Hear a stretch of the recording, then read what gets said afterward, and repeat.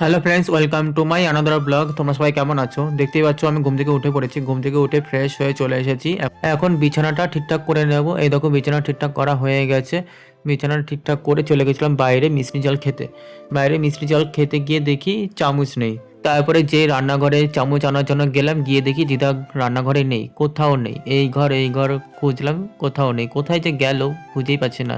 উঠোনেও দেখেছি, উঠোনেও নেই। এদিকে রান্না বসিয়ে দিয়ে কোথায় যে গেছে। এই দেখো রান্না হচ্ছে, কিন্তু দিদা নেই। আমি এদিকে গ্যাসের আগুনটা একটু কমিয়ে দিয়েছি, দিদা আসলে বাড়িয়ে নেবে। তারপর আমি চামচ নিয়ে চলে গেছিলাম বারান্দায়। বারান্দায় গিয়ে মিষ্টির জলটা ঠিকমতো গুলিয়ে নিয়েছিলাম। জানোই তো মিষ্টিটা ঠিকমতো গলে না, সারা রাত ভিজিয়ে রাখার পরও ঠিকমতো গলে না। তারপরে ভালো করে নাড়িয়ে তারপরে এখন খেয়ে নিলাম। খেয়ে দিয়ে বসেছিলাম, তারপরে চলে গেছিলাম বাইরে। বাইরে গিয়ে দেখি প্রচণ্ড মেঘ করেছে, মানে দক্ষিণের দিকে ভালোই বৃষ্টি হবে। কিন্তু এদিকে দিদার কোনো পাত্তা নেই। দিদা যে কোথায় গেল, যদি বৃষ্টির নামে হঠাৎ করে তো ভিজে ভিজে আসতে হবে, যদি রাস্তার দিকে যদি গিয়ে থাকে। ও তোমাদেরকে একটা জিনিস দেখাতে ভুলে গেছি, আজকে সকালবেলা একটা কাণ্ড ঘটেছে। আজকে মিটার ঘরের দরজাটা ভেঙে গেছে, এই দেখো। ওদেরটা মিটার ঘরের সাথেই আছে, আর ওদেরটা ভেঙে গেছে, তুলসী গাছতলার পেছনে রাখা আছে।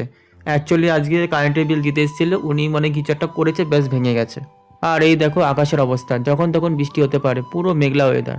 কিন্তু আমার একদিকে ভালোই লাগছিল, অ্যাকচুয়ালি আমার বৃষ্টি হলে খুব ভালোই লাগে রোদের তুলনায়। আর এই দেখো আমার ঘাসফুল গাছ ভালোই গ্রোথ হয়েছে, দেখেও একটু ভালো লাগছে। এদিকে এই সাইডের আকাশটা দেখে আমি পুরো ফিদা, মানে এতটা ভালো লাগছে। আস্তে আস্তে বৃষ্টি পড়ছে, বেশ ভালো লাগছে। তারপর চলে গেছিলাম ঘরে। ঘরে গিয়ে দেখি দিদা হঠাৎ করে যে কোথা থেকে চলে এসে আমি টেরই পাইনি।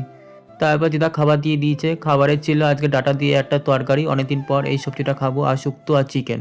চলো খাবারটা খেয়ে নিই। খাবারটা খেয়ে এবার একটুখানি রেস্ট নিচ্ছিলাম। দিদা হঠাৎ করে এসেছে, দিদা বলছিল ডাব রয়েছে, ডাব খা। তারপরে চলে গেছিলাম ডাব খেতে। অ্যাকচুয়ালি আজকে অনেকটা বেলা হয়ে গেছে, ডাবের জল খাওয়া হয়নি, তাই দিদা খুব রাগ করছিল। তারপরে এই দেখো ডাব খেতে চলে আসলাম। দিদা ওদিকে টিভি দেখতে দেখতে ভাত খাচ্ছিল, আর বলছিল ডাব খাওয়া হলো। আমি বললাম এখনো খাওয়া হয়নি, খাচ্ছি তাড়াতাড়ি। এই তাড়াহুড়ার চক্করে ডাবের জল পড়ে গেছে অনেকটা। তারপর আর কি কাপড় দিয়ে এখন মুছে নিলাম, মুছে টুছে এবার খাবো। এই দেখো এটুকু জল হয়েছে, আজকে জলটা একটু কম হয়েছে। তারপরে খেয়ে নিলাম ডাবের জল। চলো এখনকার জন্য রাখছি, দেখা হচ্ছে পরের ব্লগে। টাটা সবাইকে।